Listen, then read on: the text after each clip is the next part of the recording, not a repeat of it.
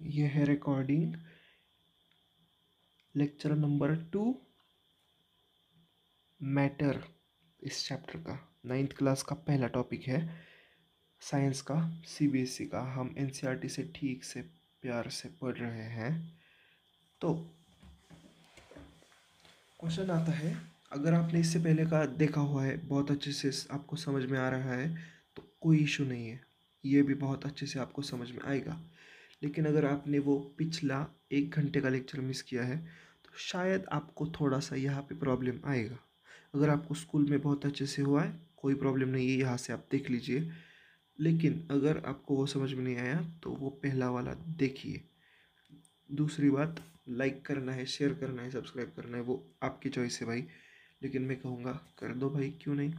ठीक है, बहुत हो गई बातें। नाउ लेट्स सी, हमने पहले क्या देखा है वो हम बहुत क्विकली देखेंगे।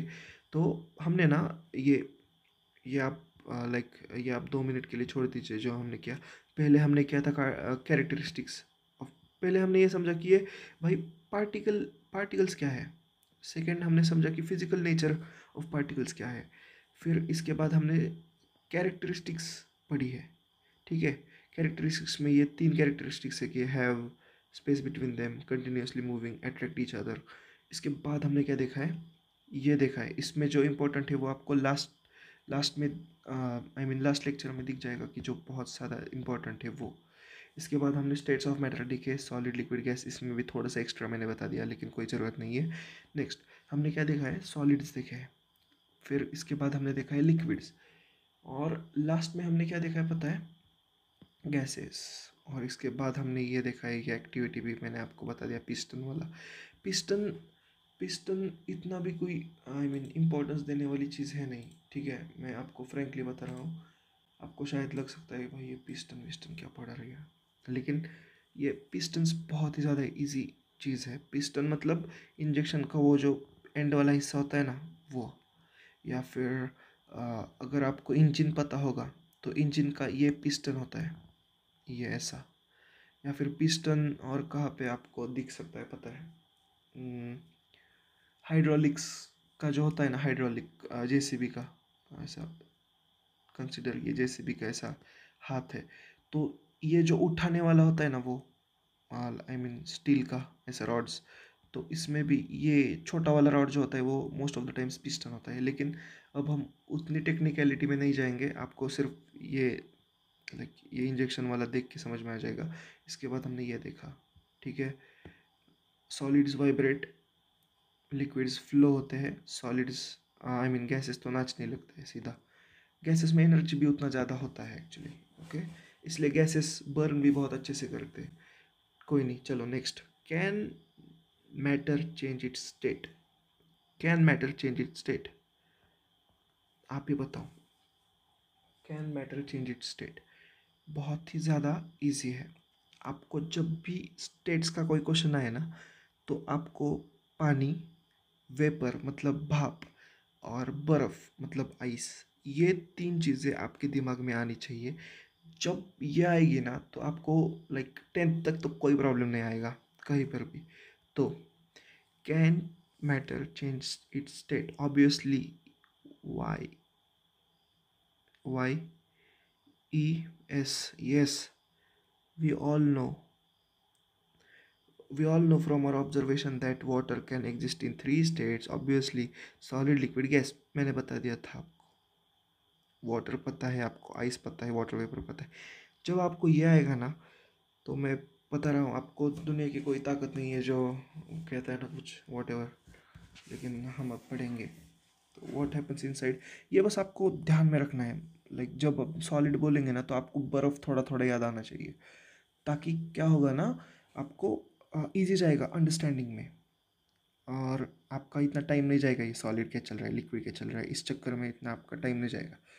तो अब हम सीरियसली पढ़ेंगे। What happens inside the matter during the change its state? तो and what happens to the particle of the matter during the change in state? How does the change in state take place? We need to answer this questions, isn't it? वैसे तो नहीं करना, लेकिन since this is in our course, करना पड़ेगा। तो इसके लिए effect of change of temperature, ठीक है। तो मतलब अगर आपने कोई सॉलिड लिया, गैस लिया, लिक्विड लिया, तो इसमें टेम्परेचर चेंज से क्या फ़र्क पड़ता है। तो इन्होंने क्या किया है पता है, एक्टिविटी ली है, ये बहुत इंपॉर्टेंट एक्टिविटी, ये आप हरगिज़ कभी भी मिस नहीं कर सकते, कुछ भी कर लो। Take about 150 gram of ice in a beaker and suspend the laboratory thermometer so that its bulb is in contact with the ice. देख सकते हो लेबोरेटरी थर्मामीटर जो है वो ऐसा रखा है, ये आइस है, ये बीकर है, और ये ग्लास स्टरर है, मतलब स्पून ऐसा समझ सकते हो आप, जिससे आप इसको, इस सॉल्यूशन को पूरा हिलाओगे, ठीक है। ये आयरन स्टैंड पे बिठा दिया है और आपने सोचो बर्नर लगा दिया, तो क्या होगा। सबसे पहली चीज़ क्या होगी आपके दिमाग में, क्या आता है, बर्फ़ का पानी होगा ऑब्वियसली। सेकेंड चीज़, थर्मामीटर का रीडिंग हल्का सा ऊपर जाएगा, लाइक हल्का सा, हल्का सा ऊपर जाएगा, इतना ज़्यादा नहीं जाएगा, ठीक है। नेक्स्ट, थोड़ी देर बाद देखो पानी हो गया, हल्का सा ऊपर गया रीडिंग। अब आप पूछेंगे कि भाई कहाँ पे गया रीडिंग ऊपर, मैं कह रहा हूँ गया तो गया, ठीक है। अब इसमें क्या है, conversion of ice to water, conversion of water to water vapour. तो फिर आपने क्या किया, बहुत टाइम के लिए पानी को भी गर्म करते गए, तो पानी का टेम्परेचर 100 तक जाएगा और फिर बबल्स आने शुरू होंगे और फिर इसका भाप बन के वेपर के फॉर्म में चले जाएगा। This is how states change when you change the temperature. When you change the temperature, states change, CHANGE। Obviously बहुत ही ज़्यादा इजी। अगर आपने बर्फ़ का टेम्परेचर चेंज किया तो उसका क्या बनता है, you know, yes you know. Temperature change किया तो पानी बनता है, पानी का टेम्परेचर चेंज किया तो वेपर बनता है, अंडरस्टैंडेबल, ठीक है। अब record the observations, keep careful I on thermometer, ये सब आपको करना है। अब अब आता है थोड़ा सा कंसेप्चुअल पार्ट्स, तो यहाँ से मैं आपको पूरा पढ़ के एक्सप्लेन करूँगा।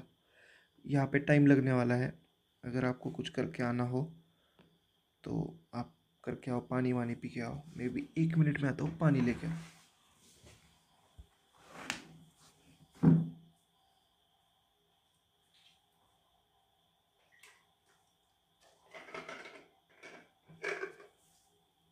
पानी पीने का ASMR।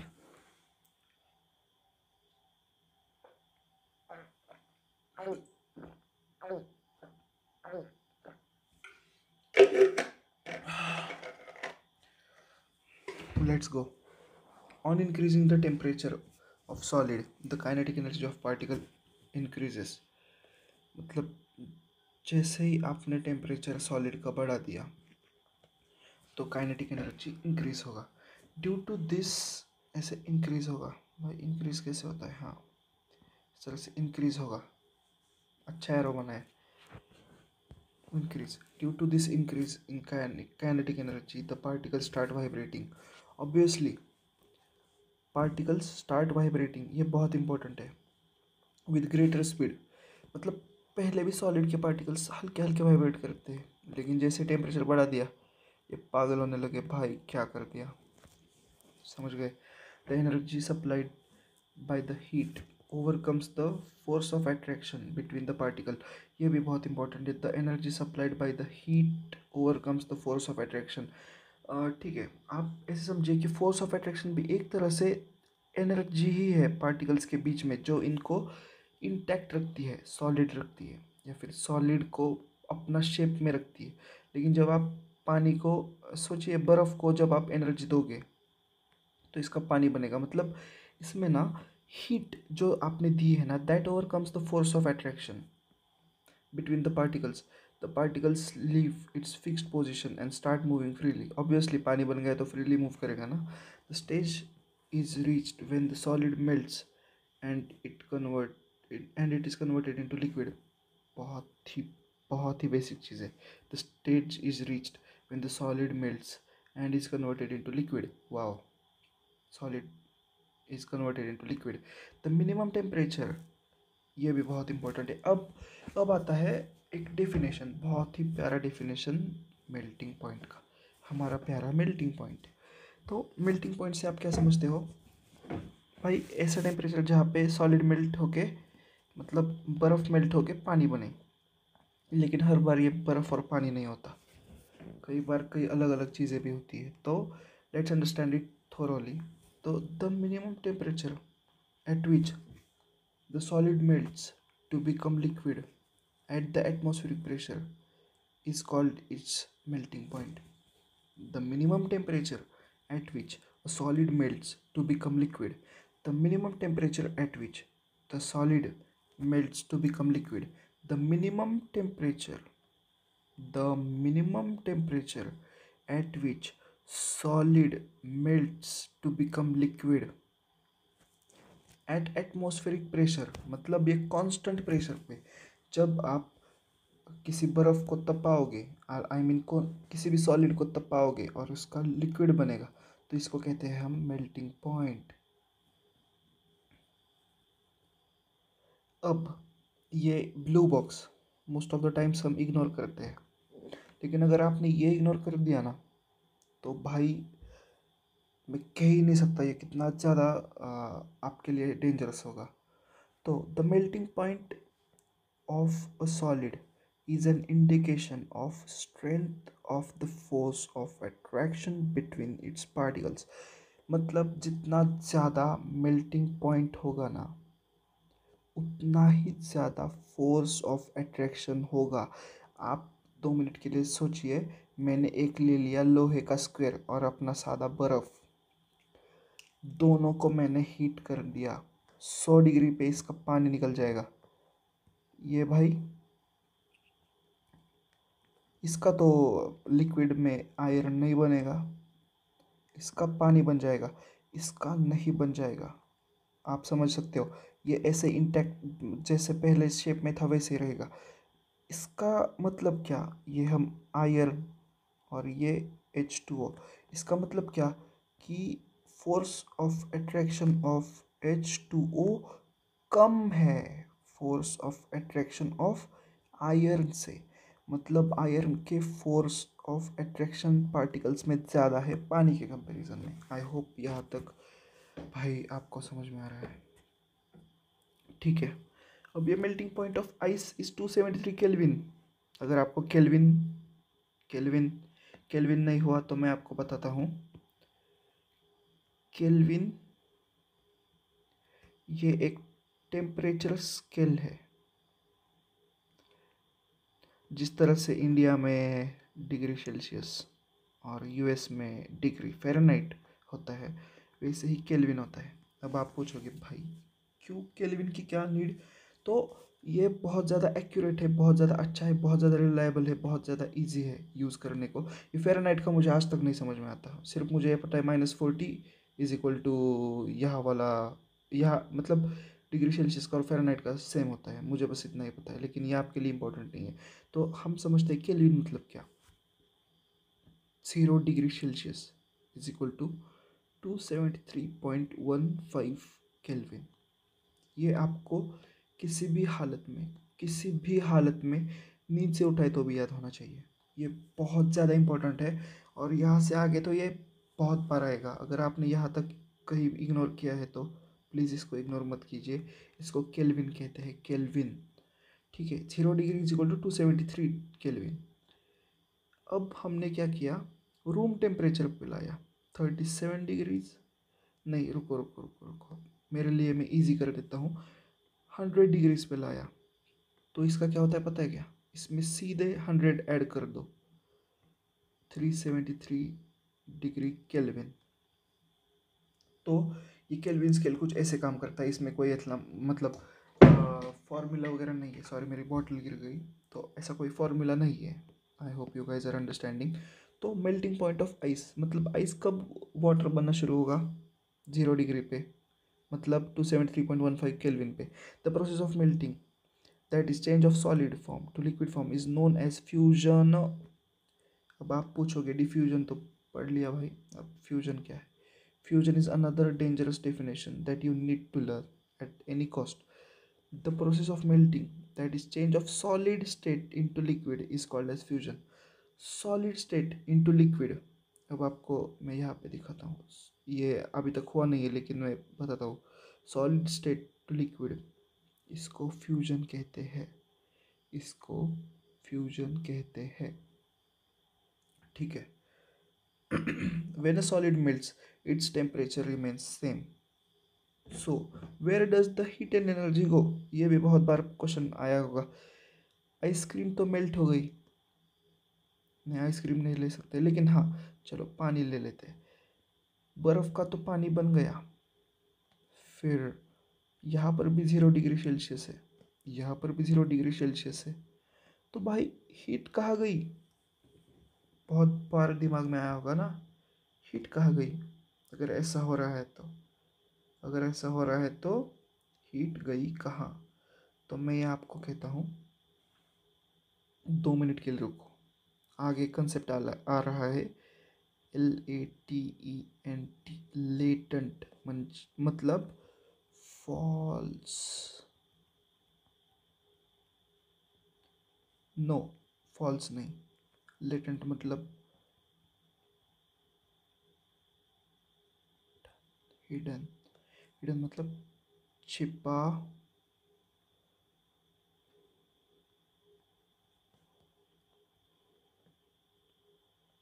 हुआ, सॉरी मेरा थोड़ा हिंदी में स्टप है, छिपा हुआ, ठीक है। लेटेंट हीट, हिडन हीट मतलब ये हीट जो दिया था ना वो हिडन हो चुका है, लेकिन कहाँ पे हिडन हो चुका है ये आपको अभी तक बताया गया है नहीं, तो अब मैं आपको बताऊंगा, लेकिन आप 2 मिनट के लिए रुकिए।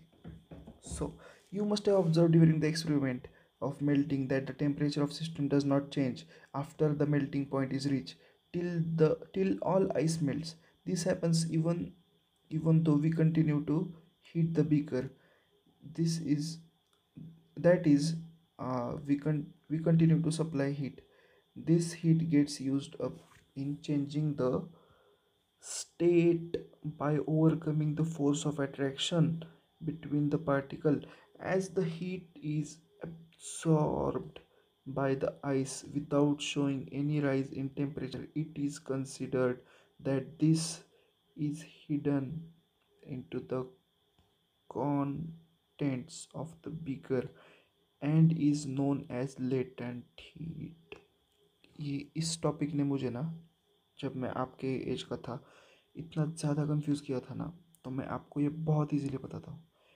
देखिए सॉलिड्स के ऐसे बॉन्ड्स होते हैं, इनसे हमको बनाना है ऐसे, मतलब फोर्स ऑफ अट्रैक्शन, इसको 1 कंडीशन बोलते हैं, इसको 2 कंडीशन बोलते हैं, नहीं इसको सॉलिड का S कहते हैं, इसको L कहते हैं, तो इसको S है, फोर्स ऑफ अट्रैक्शन S, इससे हमको FOAL बनाना है। तो ये फोर्स ऑफ अट्रैक्शन जब हमें कम करना है ना, तो इसके लिए कोई एनर्जी चाहिए जो इसके बॉन्ड्स को या फिर इसके अट्रैक्शन को ओवरकम करने में हेल्प करे। तो जो हम बीकर से हीट देते हैं ना, तो ये यही काम करती है, और तब हमें इतना ज़्यादा चेंज नोटिस नहीं आता, या फिर हीट में इतना ज़्यादा चेंज नहीं आता, टेम्परेचर चेंज नहीं दिखता ज़्यादा, टेम्परेचर चेंज नहीं दिखता ज़्यादा। तो इसका मतलब ये नहीं कि हीट कहीं गायब हो गया है, हीट एब्जॉर्ब हो गया है, और धीरे धीरे धीरे फोर्स ऑफ अट्रैक्शन कम होता हुआ नज़र आता है। और जब ये हीट हिडन होता है तब इसको कहते हैं latent heat. The word latent means hidden. अब ये कौन सा ग्रीक होगा या फिर लैटिन होगा मुझे पता नहीं है, लेकिन this is called as hidden heat, मतलब ये छिपी हुई हीट है। प्लीज़ ये आप ध्यान लगा के सुनिए भाई, मुझे इसने इतना ज़्यादा तकलीफ़ दिया था ना, like I still regret some things. कोई नहीं, चलो पढ़ लेते हैं। द अमाउंट ऑफ, मतलब चलो आपको छोटी सी कहानी सुना देता हूँ ताकि कैसा हो, आप थोड़ा सा लाइट फील करो और फिर हम वापस आएंगे लेटेंट हीट पे। तो कैसा था ना, लाइक मैं साइंस में अभी तक जितने भी बार पास हो चुका हूँ ना स्कूल्स में, तो तब मैं कुछ ऐसा मतलब पढ़ के नहीं जाता था, लेकिन मैं क्लास में बहुत अच्छे से सुनता था। और दूसरी बात ये है कि आ, मैं खुद से बहुत अच्छी तरह से इमेजिन कर पाता था, तो इस कारण से क्या हुआ है कि मुझे बहुत ज़्यादा इंटरेस्ट आ गया है। लेकिन मैंने कुछ कंसेप्ट्स ऐसे हैं जो मुझको आज भी तंग करते हैं। लाइक अगर आप सोचोगे कि चलो मैं इस साल इसको स्किप कर देता हूँ, ये कभी ना कभी लाइफ में वापस आएगा, तब आप इससे भाग नहीं पाओगे। इससे अच्छा है अभी पढ़ लो।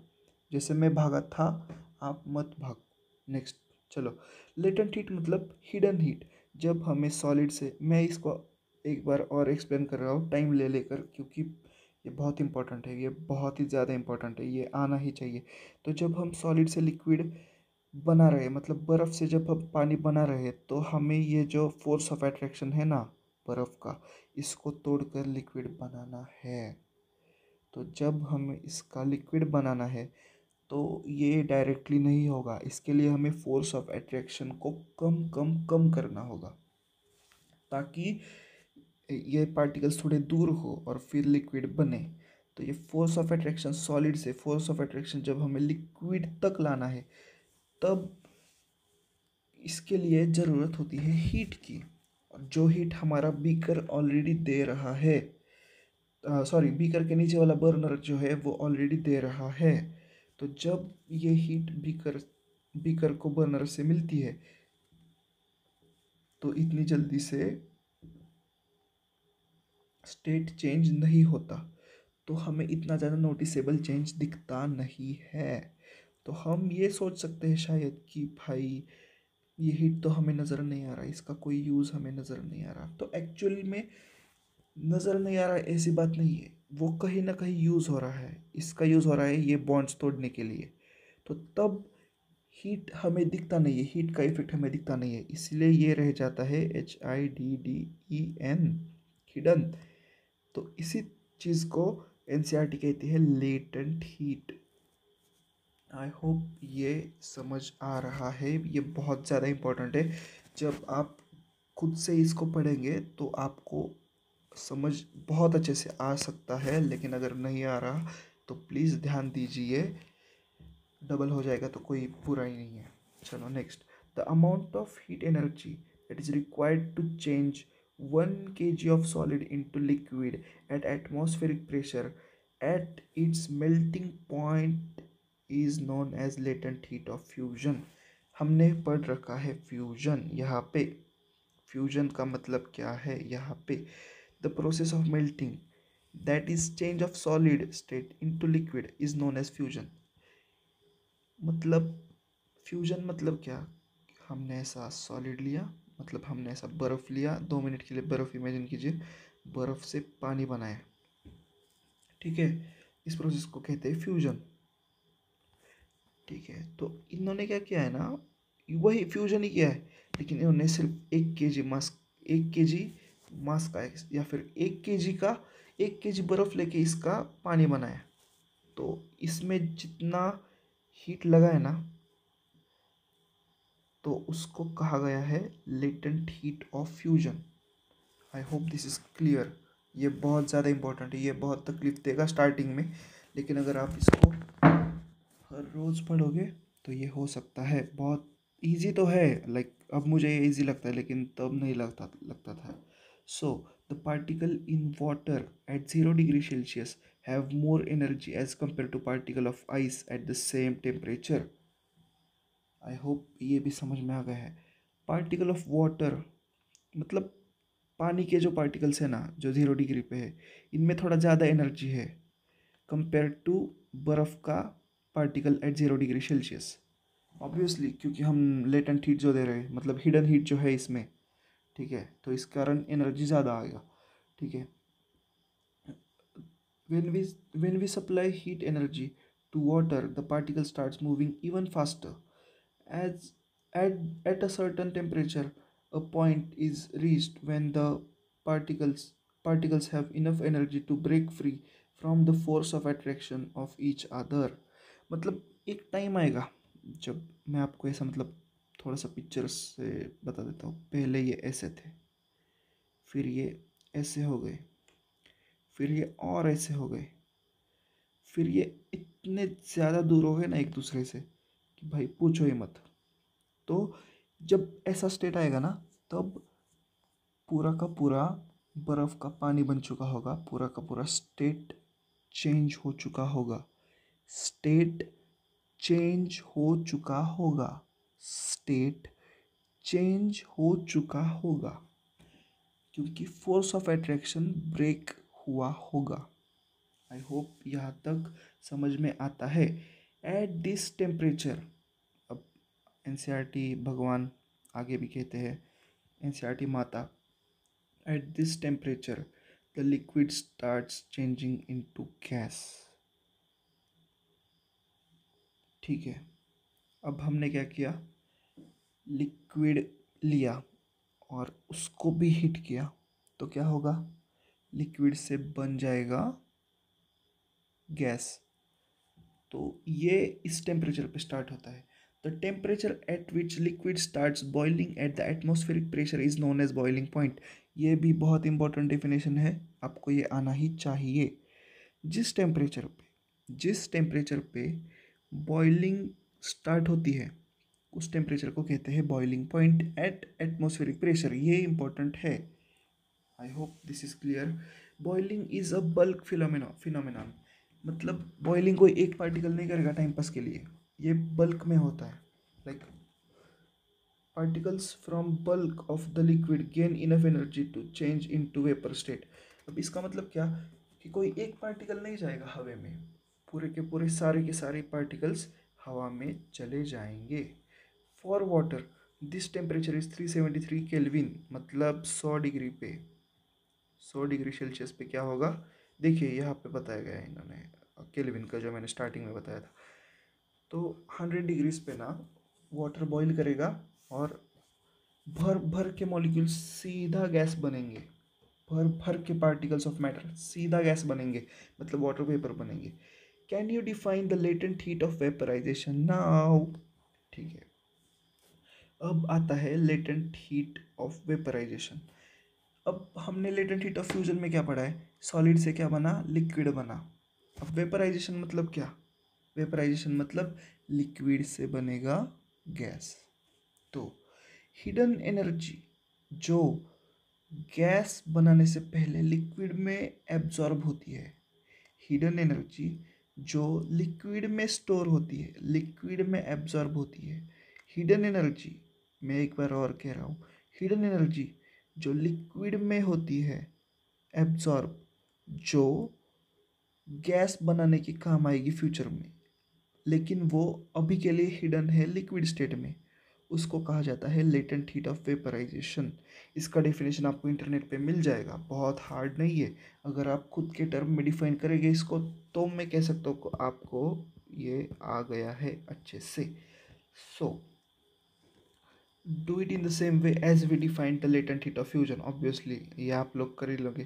The particle in the steam that is water vapour at 373 degree kelvin have more energy than water of same temperature. Obviously gas की एनर्जी इसीलिए ज़्यादा होती है। आप सोच लो, वेपर जो होता है ना, उसमें इतनी ज़्यादा एनर्जी क्यों होती है। एक्चुअली वेपर में इतनी ज़्यादा एनर्जी होती है कि वो लिटरली ट्रेन्स पुल करता है। आपको पता ही होगा, कुकर जला देता है, कुकर उड़ा देता है। जो जेम्स वॉट का इंजन था ना, वो भी स्टीम पे था, क्योंकि गैस में ज़्यादा एनर्जी होती है कंपेयर टू लिक्विड, या फिर कंपेयर टू सॉलिड्स। क्योंकि आपने उबाला है, लिटरली उबाला है, तो आपने हीट के माध्यम से इनडायरेक्टली एनर्जी ही दी है, एनर्जी ही पास ऑन की है।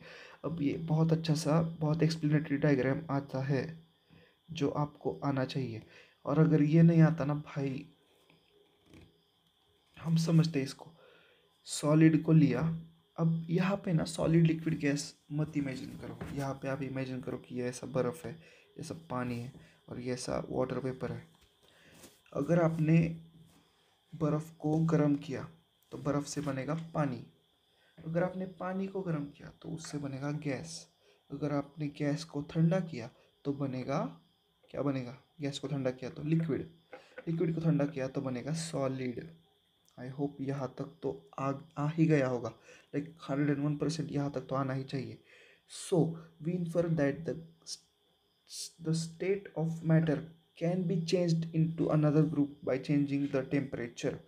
अब आप बोलोगे सर ये तो हमें पहले से आता था। नहीं आता था, आता था, लेकिन आपको ये एनसीईआरटी के टर्म्स में या फिर लाइक स्टडी के पर्सपेक्टिव से कभी भी समझ में नहीं आता था, ऐसा हम मान के चलेंगे। इसी तरह से आपको ये एक्सप्लेन किया गया है। We have learn that the substances around us change state from solid to liquid but from liquid to gas on application of heat. ये भी बहुत अच्छा है। आपको हीट देनी पड़ेगी, हिमालय का बर्फ़ पिघलाना है तो आपको हीट देनी पड़ेगी। ग्लोबलाइजेशन ऑलरेडी वही काम कर रहा है। ग्लोबलाइजेशन नहीं, sorry sorry, global warming, global warming यही काम कर रहा है। लेकिन हम ये बाद में देखेंगे। ये नोट जो है ना, ये आप पढ़ लो, इससे आपको बहुत ज़्यादा बेनिफिट होगा। जो मैंने बताया था स्टार्टिंग में वो आपको पता चल रहा है एंड में। लेकिन ये केल्विन कहीं भी छूट के जाने वाला नहीं है। ये आपको 12th तक, अगर आप इंजीनियरिंग लेंगे, मेडिकल लेंगे, तो ये आगे भी है, कहीं जा नहीं रहा। इसको याद कर लीजिए।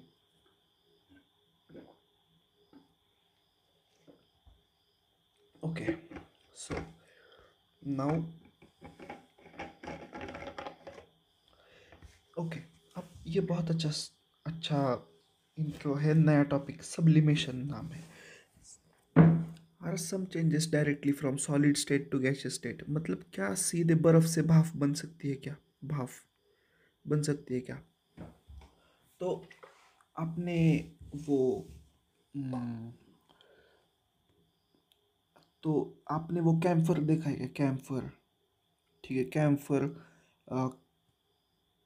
कैम्फर की गोली आती है। कैम्फर कैसे क्यूब्स भी आते हैं जो हम अ, गणपति के टाइम पे वगैरह जलाते हैं आरती में। तो इनका लिक्विड स्टेट आपको अगर कहीं मिल जाए ना तो मुझे दिखा दो। दूसरी बात, वो जो रूम फ्रेशनर्स होते हैं ना, पुराने टाइम के, जो मतलब वो ऐसे सॉलिड खिड़कियों में आते थे, तो इनका भी अगर आपको कहीं लिक्विड स्टेट मिल जाए ना तो मुझे बता देना। इनका आपको मिलता ही नहीं है, दिखता ही नहीं है। तो क्यों नहीं दिखता, आप सोच रहे होंगे कि भाई होता तो है लेकिन हमें दिखता क्यों नहीं है। तो इसका सिंपल आंसर है, इसका लिक्विड स्टेट स्किप हो जाता है और इस चीज़ को कहते हैं सब्लिमेशन। और अगर होता भी होगा लिक्विड स्टेट तो वो लाइक होता ही नहीं है, एक्चुअली होता ही नहीं है। तो ये एक्टिविटी बहुत ज़्यादा इंटरेस्टिंग है। आपको क्या करना है पता है क्या? कैम्फर या फिर अमोनियम क्लोराइड लेना है। अमोनियम क्लोराइड लिया, मतलब वो आप हिंदी में क्या कर्पूर बोलते हैं या फिर कुछ भी बोलते हो। कैम्फर लेना है, इसको बर्नर पे बर्न करना है। तो सॉरी, बर्न नहीं करना है इसको, डिश में रखना है, ऊपर हीट करना है। तो ये क्या होगा ना, सब्लिमेट होगा। और फिर इस फ्लास्क में, फनेल में, इन्वर्टेड फनेल, इन्वर्टेड मतलब उल्टा रखा हुआ, फनेल मतलब फनेल, फनेल मतलब जिससे पानी पास करते हैं। तो इसमें इसमें जाएगा और ये यहाँ पे मिल जाएगा। ये हमने स्कूल में किया था, मुझे याद है। तो यहाँ पे आता है। तो यहाँ पे क्या हुआ इस बीच में, तो इसको कहते हैं सब्लिमेट, सब्लिमेशन हुआ, सब्लिमेट हुआ। कैम्फर सब्लिमेट हुआ और फिर यहाँ पे हमें फिर से मिला, यहाँ पे डिसब्लिमेट हुआ, ठीक है। अब या फिर डिसब्लिमेट हुआ, या फिर हम इसको क्या कहते हैं, डिपॉजिट हुआ, डिपॉजिट हुआ, ठीक है। अब आते हैं हम इसके डेफिनेशन की तरफ। भाई डेफिनेशन क्या कहती है? डेफिनेशन क्या कहती है? A change of state directly from solid to gas without changing into liquid state is called as sublimation. आपको समझ में आ रहा है कि नहीं? सब्लिमेशन क्या है? सीधा बर्फ से सीधा वेपर बना दिया। और ये कैम्फर में होता है। ये एग्जांपल आपको आना चाहिए। Next, the direct change of gas into the solid without changing it to liquid is called as deposition. ये बहुत ज़्यादा इम्पोर्टेंट है। ये अगर आया ना भाई, तो आपकी बैंड बज सकती है, क्योंकि ये 90% बच्चों को याद नहीं आएगा। डिपोज़िशन था। ये देखिए यहाँ पे है, यहाँ पे छिपा हुआ है, ये आगे आने वाला है, लेकिन आप देख सकते हो। इसको कहते हैं डिपोज़िशन, इसको कहते हैं sublimation. Next, effect of change of pressure. सोचो हमने प्रेशर चेंज कर दिया, अगर हमने किसी सब्सटेंस का प्रेशर चेंज कर दिया तो कौन सा बड़ा चेंज आ जाता है। तो हम देखते हैं effect of change of pressure. हमने क्या किया ना, एक्चुअली प्रेशर ही चेंज किया है किसी चीज़ पे। एक्चुअली हम पे भी एटमॉस्फेरिक प्रेशर लगता है, इसीलिए हम है, आई मीन इसीलिए ये पूरी की पूरी चीज़ें हैं। हर चीज़ पे, माउस पे, टेबल पे, मॉनिटर पे, पीसी पे, इस टैबलेट पे जिस पे मैं पढ़ा रहा हूँ, हर चीज़ पे ना ऊपर से एटमॉस्फेयर की हवा का दबाव, आई मीन प्रेशर आता है। तो इस तरह से हमने वो प्रेशर ही चेंज किया। एटमॉस्फेरिक प्रेशर नहीं, हम आर्टिफिशियली भी प्रेशर दे सकते हैं या फिर निकाल सकते हैं। तो हमने ये प्रेशर चेंज किया। We have already learned that the difference in various states of matter is due to difference in distances between the constituent particles. ये बहुत इंपॉर्टेंट लाइन है। हमने पहले भी देखा है कि difference in distance between the constituent particles से डिफरेंट डिफरेंट स्टेट्स डिटरमाइन होती है। सॉलिड में सबसे ज़्यादा पास पास होते हैं, मतलब डिस्टेंस सबसे कम होता है। लिक्विड में एवरेज डिस्टेंस होता है, और गैस में गैस के एक यहाँ दूसरा वहाँ ऐसा होता है, डिस्टेंस बहुत ज़्यादा होता है। what will happen when we start putting pressure and compress a gas? अगर हमने गैस को कंप्रेस किया तो क्या होगा। देखिए ये होगा, स्टेट चेंज कर लेगा। ये लिक्विड है यहाँ पर गैस बन जाएगा। Applying pressure and reducing the temperature can liquefy gases. Liquefy करना मतलब क्या, भाप से पानी बनाना। इससे आप इमेजिन कर लो थोड़े देर के लिए। लेकिन एक्चुअली पानी की जो भाप होती है ना, वो आई मीन ये थोड़ा इजी होता है। लेकिन यहाँ पे क्या करते हैं कि प्रेशर भी प्रेशर भी लगाते हैं और टेम्परेचर भी रिड्यूस करते हैं, और इससे गैस लिक्विफाई किया जा सकता है। Have you ever heard of solid carbon dioxide? क्या आपने सुना है, क्या आपने देखा है?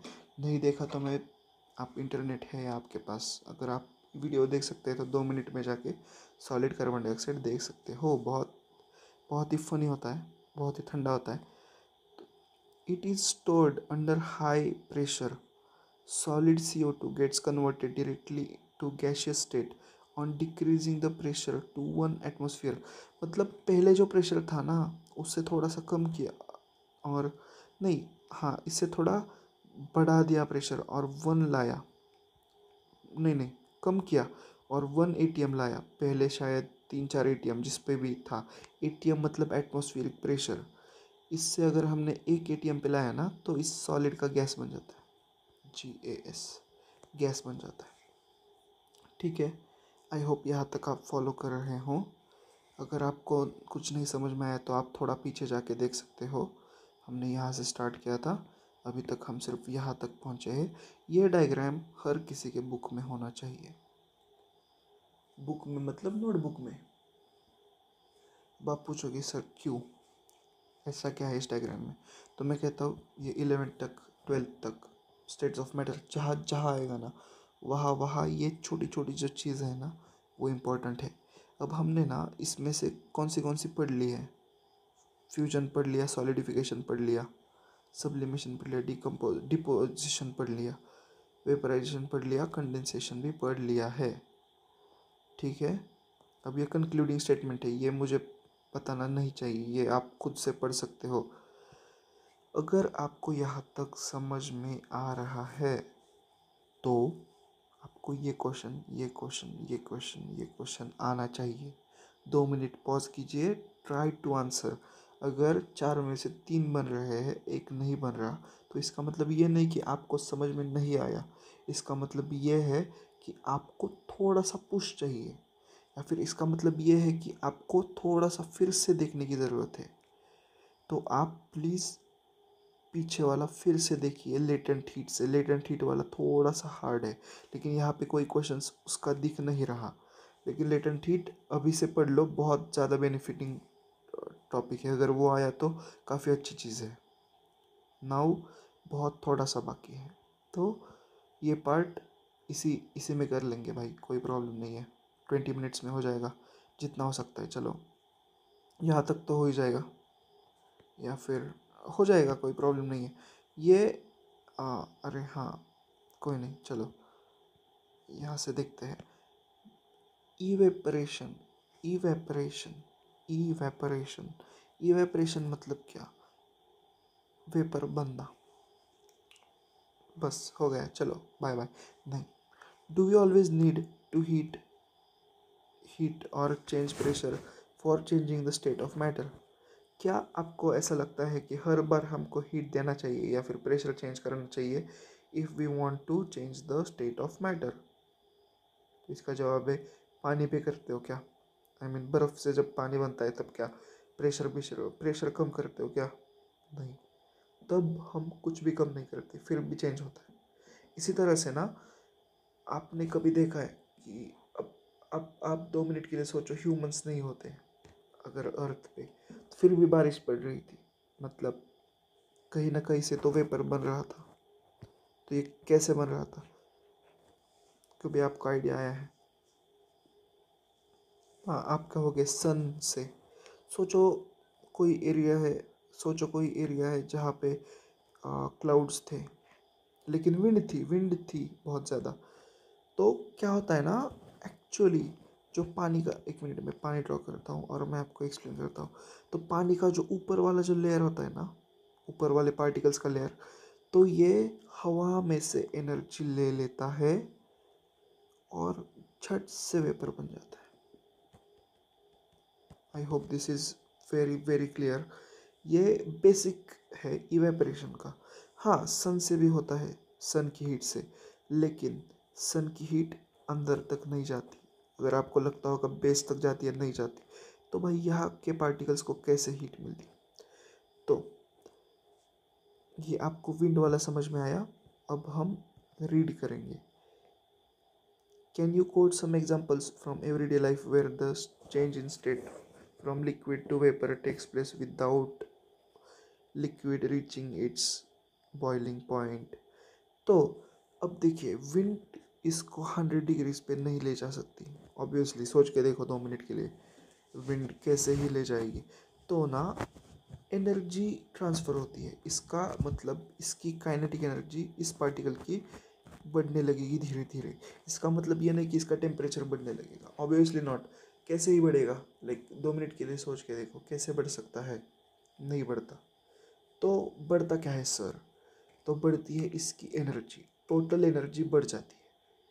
और काइनेटिक एनर्जी नहीं, लेकिन टोटल एनर्जी बढ़ जाती है पार्टिकल की, और ये पार्टिकल अपना चेंज कर लेता है स्टेट, वेपर बन जाता है और ये उड़ जाता है। आई होप यहाँ तक आप लोग फॉलो कर सकते हो। वाटर, अभी मैंने स्टार्ट भी नहीं किया इवेपोरेशन पढ़ाना, मैं बस आपको ऊपर ऊपर से कंसेप्ट का टेस्ट दे रहा हूँ। So when water when left uncovered water when left uncovered slowly changes into vapor। भाई जो मैंने बताया वही है, ठीक है। wet clothes dry up, what happens to the water in above 2 examples?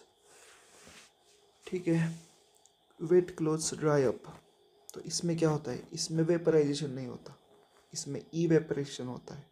Vaporisation हम खुद फोर्सफुली करते हैं हीट दे देकर।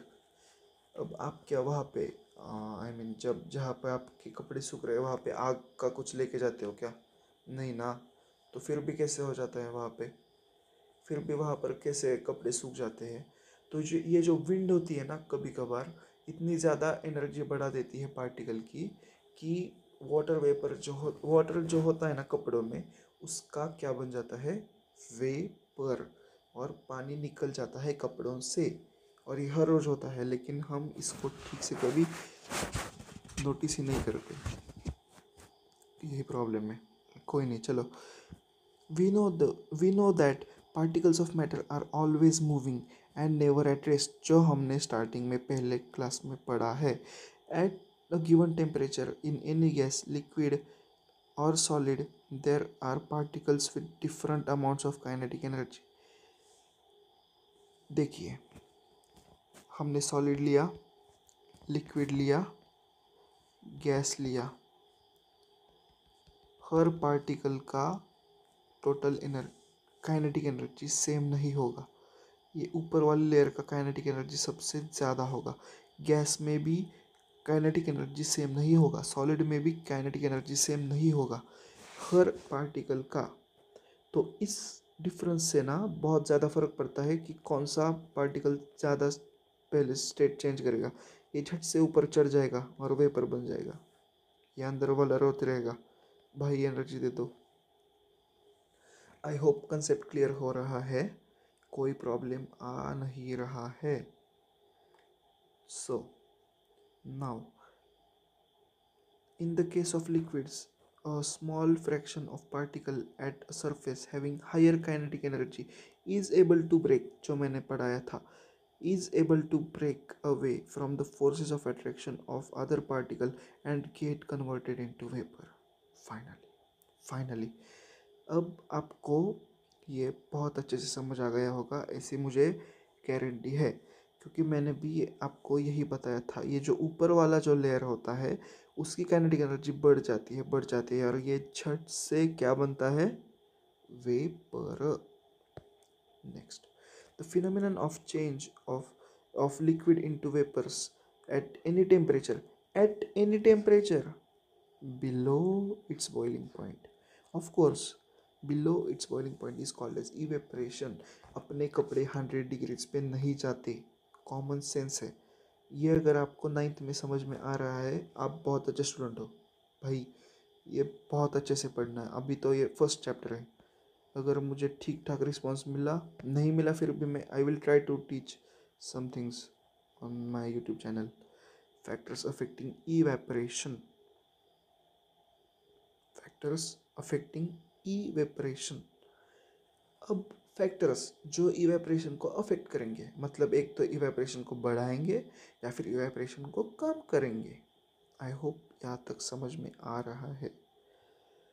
तो 1 मिनट के लिए मैं आपको एक बहुत अच्छे सा लाइक स्टोरी बताता हूँ इवेपरेशन के बारे में।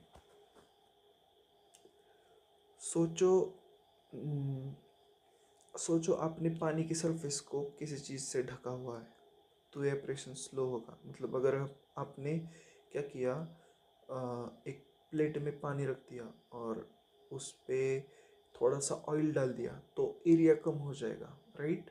तो तब क्या होगा ना कि इवेपरेशन होगा लेकिन थोड़ा कम होगा, ये आपको देखने को मिल सकता है। Next, you must have observed that the rate of evaporation increases with increase in surface area, obviously। अगर आप 1 मिनट में दिखाता हूँ आपको। अगर आपने इस टाइप के बर्तन में खीर रख दी, खीर गर्मा गर्म खीर ऐसे रख दी, और अगर आपने इस टाइप के पतीले में या फिर किसी प्लेट में खीर रख दी, ठंडा कहाँ पे फास्ट होगा, ऑब्वियसली यहाँ पे। उसी तरह से जब आप सरफेस एरिया बढ़ाओगे ना, तो ज़्यादा एरिया मिलेगा स्टेट चेंज होने को। We know that evaporation is surface phenomenon, मतलब ये सरफेस पे होता है। If the surface area is increased, the rate of evaporation increases. अगर सरफेस एरिया चेंज किया तो रेट ऑफ इवेपरेशन चेंज होगा। फॉर एग्जांपल, कपड़े जब आप सुखाने डालोगे तो आप स्प्रेड करके डालोगे, आप वैसे ही गोले के गोले नहीं रखोगे भीगे कपड़े के। यहाँ तक समझ में आ ही गया होगा। इंक्रीज ऑफ टेम्परेचर बढ़ाया, लाइक जब आप टेम्परेचर बढ़ाओगे, इनिशियल टेम्परेचर ही अगर ज़्यादा होगा ना, तो झट से टेम्परेचर बढ़ेगा, तो number of particles getting enough kinetic energy बढ़ जाएंगे। ह्यूमिडिटी डिक्रीज़ करोगे ना तो ज़्यादा होगा। ऑलरेडी अगर हवा में पानी के पार्टिकल्स है जो बारिश के टाइम पे होता है, तब आप कितना भी विंड चला लो, कितना भी कुछ चला लो, अगर ज़्यादा ह्यूमिडिटी है तो कपड़े लेट सूखते हैं, कभी कभी स्मेल भी आने लगता है। That is so disgusting. लेकिन ह्यूमिडिटी अगर ज़्यादा होगी तो कपड़े देर से सूखेंगे, और अगर देर से कपड़े सूख रहे हैं इसका मतलब है कि evaporation is happening slowly. Evaporation decreases and increase in wind speed. ये बहुत इंपॉर्टेंट फैक्टर है। अब मैं बताता हूँ, अगर आप कभी कपड़ों को बाहर डालो ना, मतलब जब एयर फ्लो ज़्यादा हो रहा है तो कपड़े रिलेटिवली फास्टर सूखेंगे अगर आपने उन्हें अंदर डाला तो इसका रीज़न क्या है कि wind actually gives kinetic energy, increases the energy of particle। मतलब अगर कोई पार्टिकल है पानी का, एक मिनट में एक्सप्लेन कर रहा हूँ। ऐसे अगर कुछ है, ठीक है, और इसमें से अगर विंड चला दी जाए ना तो ये यहाँ के पार्टिकल्स का एनर्जी बढ़ा देता है, और ये पार्टिकल्स क्विकली स्टेट चेंज कर लेते हैं और वेपर बन जाते हैं और उड़ जाते हैं, मोक्ष प्राप्त हो जाता है। How does evaporation cause cooling? आपने कभी देखा है, अगर आप समर में पेड़ के पास जाओ तो अचानक ठंडा फील होता है, या फिर वो जो कूलर्स होते हैं ना, कूलर्स, ओल्ड टाइप के कूलर्स, या फिर वो ब्लाइंडर्स होते हैं विंडोज़ पे, वो पुराने टाइम के घास के बने होते हैं मोस्ट ऑफ द टाइम्स, तो वो भीगे, लाइक वेट कर दिए जाते हैं और लगा दिए जाते हैं। तो इनसे ना ठंडी में, आई मीन सॉरी, गर्मी में ठंडी हमें एक्सपीरियंस करने मिलती है।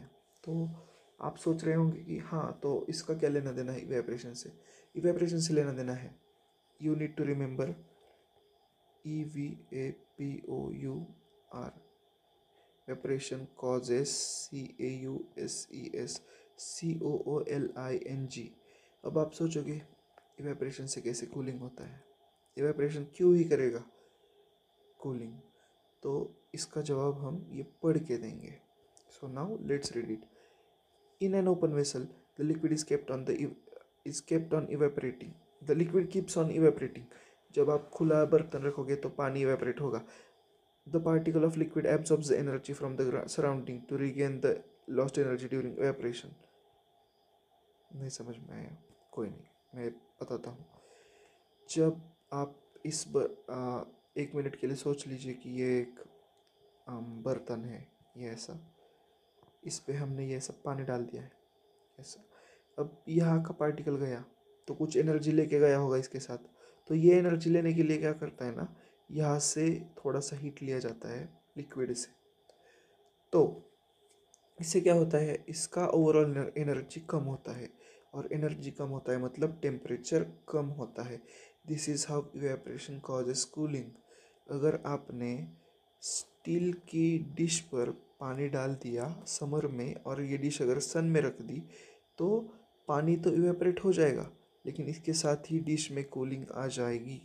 इसी तरह से वो जो ब्लाइंडर्स होते हैं या फिर वो जो पर्दे होते हैं, वेट वेट जो होते हैं, तो इनमें से जब वाटर निकल जाता है तो ऑटोमेटिकली कूलिंग आ जाती है। जब लीव्स से जब वाटर ट्रांसपायर होता है और फिर जब इवेपरेट होता है ना, तब भी कूलिंग होती है, COOLING होती है। This is surrounding makes this absorption of energy from the surrounding makes surrounding cold, obviously। This is the literally uh, easier part। what happens when you pour acetone nail polish? हाँ, ये भी अच्छा है, nail polish on your palm। अब लड़के लड़के नहीं कर रहे होंगे इससे रिलेट, लेकिन लड़कियां कर रही होंगी। नेल पॉलिश रिमूवर, या फिर नेल पॉलिश रिमूवर, या फिर सैनिटाइज़र सोच लो 2 मिनट के लिए। जब आप वो हाथ पे रखते हो ना 2 मिनट के लिए, और वो नए वाले सैनिटाइज़र्स नहीं, वो पुराने वाले डेटॉल के जो आते थे ना वो, या फिर लाइफ बॉय के, तो वो जब आप रब करते थे ना, ऐसा मतलब कूलिंग इफेक्ट आता था। तो तब क्या होता था ना, अपने हाथ के जो पार्टिकल्स है ना, उसमें से एनर्जी, अपना हाथ ही समझिए, तो हाथ के जो पार्टिकल्स में जो एनर्जी है ना, वो चली जाती थी सैनिटाइजर्स में, सैनिटाइजर्स उड़ जाते थे, राइट, एनर्जी लेकर उड़ जाते थे। तो तब हमारे हाथ की एनर्जी हो जाती थी कम, टेम्परेचर हो जाता था ऑटोमेटिकली कम, तभी हमें वो ठंडा ठंडा लग रहा था।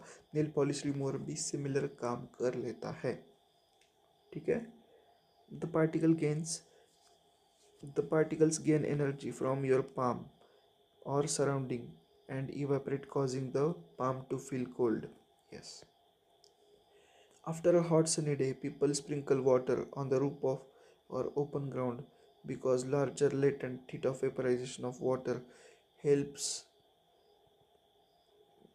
to cool the hot surface. अब आप पूछोगे ये क्या है, लेटेंट हीट ऑफ वेपराइजेशन। हमने यहाँ पे पढ़ा था लेटेंट हीट ऑफ वेपराइजेशन, कहाँ गया, यहाँ पे लेटेंट हीट ऑफ वेपराइजे, हाँ यहाँ पे latent heat of vaporisation. Latent heat of vaporisation मतलब क्या, hidden heat that latent heat of vaporisation मतलब वो हिडन हीट जो लिक्विड स्टेट से सॉलिड गैसियस स्टेट बनने में न दिखे, मतलब न दिखे लेकिन हो, ज़रूरत पड़े, तो इसको कहते हैं लेटेंट हीट ऑफ वेपराइजेशन। तो ये वाटर की बहुत ज़्यादा हाई होती है, तो इस कारण से लोग अपने रूफ्स पे रख देते हैं पानी थोड़ा थोड़ा, पानी स्प्रिंकल कर देते हैं ताकि थोड़ा इजीली इवेपरेट हो जाए और कूल हो जाए समर में, ठीक है। The can you cite some more examples from daily life where we can feel effect of cooling due to vaporisation. बहुत सारे होते हैं, बहुत ही ज़्यादा होते हैं। स्प्रिंकल, आपने कभी फाउंटेन देखा होगा, फाउंटेन नहीं, क्या कहते हैं, हाँ फाउंटेन ही करेक्ट, फाउंटेन। तो फाउंटेन के भी आसपास बहुत ज़्यादा कूल इन्वायरमेंट रहता है बिकॉज वाटर एक्चुअली कभी कभी जो स्प्रे होता है ना वाटर बाहर, तो वो स्टेट चेंज कर लेता है, ऐसा फाउंटेन होता है ब्यूटीफुल सा। तो ये जब स्प्रे किया जाता है तो ये हवा में जो एनर्जी होती है ना वो लेकर बाहर मतलब स्टेट चेंज कर लेता है और वेपर्स तैयार कर लेता है। तो तब हवा की एनर्जी कम होती है, सराउंडिंग की एनर्जी जब कम होगी तो सराउंडिंग में ठंडा ठंडा लगेगा। बहुत ही ज़्यादा सिंपल है, बहुत अच्छा टॉपिक है, बहुत ज़्यादा सिंपल है, बस लेटेंट वाला याद कर लेना, सीख लेना प्रॉपरली। बहुत ज़्यादा टाइम है, कहीं भी टाइम भागा नहीं जा रहा, लेकिन वो मिस मत करना। हार्ड हार्ड है, हार्ड है सोच के लीव मत कर देना। During summer we perspire more because of mechanism. हाँ, हमारा जो पसीना है ना वो भी एक्चुअली कूलिंग का ही काम करता है कुछ हद तक हमारी बॉडी के लिए। जब हम स्पोर्ट्स खेलते हैं तो हमें पसीना आता है, उसका काम यही होता है कि to cool down the body, because पसीना जब आएगा तो पसीना इवेपरेट हो जाएगा, इवेपरेशन से आ जाएगी कूलिंग, सिंपल। कॉटन के क्लोथ्स भी यही रीज़न है। ओके, आई होप यहाँ तक आपको समझ में आ गया है। ये सब बहुत इजी है, अगर आपको यहाँ तक समझ में आ गया हो तो I am announcing this chapter has ended here. अब आपको क्या करना है, सारे क्वेश्चंस ये भी सॉल्व करने हैं, वो भी सॉल्व करने हैं। ये प्लीज़ पढ़ लो, बहुत ही ज़्यादा इंटरेस्टिंग है। जो मैंने स्टार्टिंग में बताया था ना पिछले क्लास में, प्लाज्मा एंड बोस-आइंस्टाइन कंडेंसेंट, ये इसका इंफॉर्मेशन यहाँ पे है। एस.एन. बोस इंडियन थे, if you guys don't know, और इन्होंने अल्बर्ट आइंस्टाइन आप सभी को पता ही होना चाहिए। नाउ ये समरी पढ़ने की आदत डाल लो please, that is very important. चौथी बात, कर लो भाई, कर लो। मैं भी करता था, मैं जब स्कूल में था। ये करना है तो करो, नहीं करना मत करो। अब हम मिलते हैं नेक्स्ट क्लास में, तब तक के लिए थैंक यू। और सब्सक्राइब किया है तो बहुत ही बड़ा थैंक यू। और 3, 2, 1, 0। इस क्लास को हो चुका है 1 आवर कंप्लीट। 2 आवर में आपका पहला टॉपिक ख़त्म हो गया है। Bye bye, good night.